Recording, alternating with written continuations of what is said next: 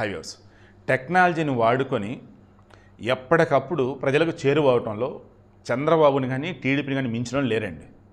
ఆ రేంజ్లో వాడేస్తారు వాళ్ళు. ఆర్టిఫిషియల్ ఇంటెలిజెన్స్ యూజ్ చేసి ఎన్టీ రామారావు గారు లైవ్లో మాట్లాడినట్టుగా ఒక వీడియో లాంటివి చేశారు.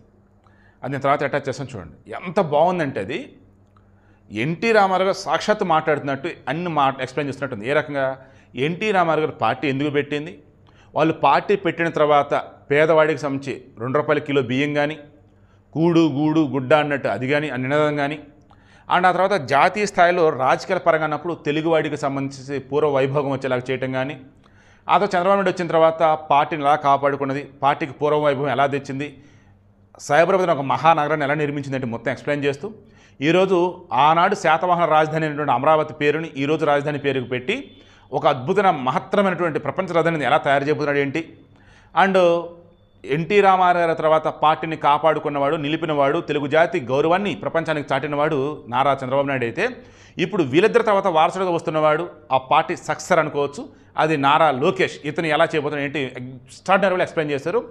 మేబీ గతంలో నేను కొన్ని పాయింట్లు చెప్పే ఉంటా, వైసీపీ వాళ్ళు జగన్ వాళ్ళు ఇప్పటికీ అబద్ధం అంటుంటారు కదా, విత్ ఎగ్జాంపుల్స్ లైవ్ అన్ని వాళ్ళు చూపెట్టారు. ఆ వీడియో అటాచ్ చేస్తాను చూడండి.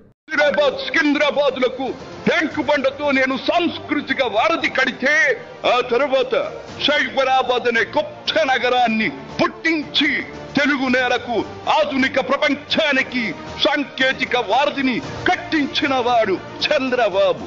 లక్షల రూపాయల జీతం గురించి ఏమారైనా కలగన్నామా?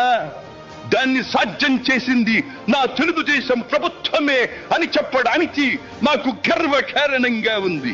డ్వాక్రా సంఘాలతో నా ఆడపడుచులు సాధించిన ఆర్థిక స్వాతంత్ర్యం చూసి నాకు సంతృప్తిగా ఉంది. గోదావరిని కృష్ణమ్మతో కలిపేది ఎప్పుడో పోలవరం తెలుగు వారికి దేవుడిచ్చిన వరంగా రూపొందే శుభదినం ఎప్పుడో అని ఆనాడు నేను పలవరించాను. పట్టిసీమతో ఒకటి నెరవేరింది, పోలవరం పూర్తితో మరొకటి ఇంకా 2 ఏళ్లలో నెరవేరబోతోంది. రెక్కలు ముక్కలు చేసుకున్న డొక్క సగం నిండని పేద ప్రజానీకారికి ఇంత ఆదరవు కల్పించడానికే ఆనాడు కిలో ₹2 బియ్యం పథకం పెట్టాను. అటువంటిది P4 కార్యక్రమంతో పేదకు పేదరికం నుండి విముక్తిని కలిగించి బంగారు కుటుంబంగా తీర్చిదిద్దే చంద్రబాబు ప్రణాళిక అహో అద్భుతం, మహాద్భుతం.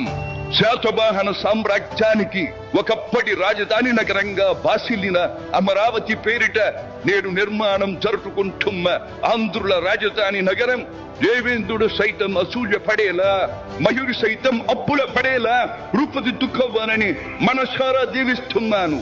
క్రమశిక్షణాపూరితమైన అభ్యుదయ సమాజ నిర్మాణ శక్తిగా యువతను మలచడం కోసం ఆనాడు నేను కలను కన్నాను. యువగణానికి ప్రాధాన్యమిచ్చి యువశక్తికి పదును పెట్టి నా కలను నేడు తీరుస్తున్నాడు నా మనవడు లోకేష్. అంతేకాదు, అధికారానికి సరైన నిర్వచనం మానవ సేవ అని ఆనాడు నేను పాటించిన నియమాన్ని నేడు గతంలో ఆచరించి పార్టీ కార్యకర్తకైనా సాధారణ పౌరుడికైనా అండగా నిలుస్తూ నా వారసత్వానికి వన్నెదిస్తున్నాడు లోకేష్.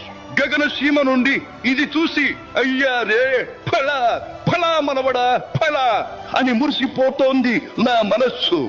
ఈ దేశం మనది, దేశ సమైక్యతే మా సిద్ధాంతం, మా రాష్ట్రాభివృద్ధే మా దేశాభివృద్ధే మా లక్ష్యం అంటూ ఆనాడు నిత్యం నినదించేవాడి.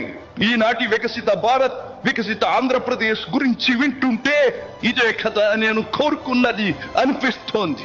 చివరిగా ఒక్క మాట, చెరుగు నేల వాళ్ళు చెరుగులా పాడి పంటలతో పారిశ్రామిక వికాసంతో పరవశించాలని, తెలుగులాట ప్రతి ఇంట నిత్య వసంతాలు చెందాలని, ప్రజల కోసం అంకిత భావంతో ప్రభుత్వం చేస్తున్న కృషి ఫలితం కావాలని ఆకాంక్షిస్తున్నాను. సెలవు. సర్వే జన సుఖినో భవంతు.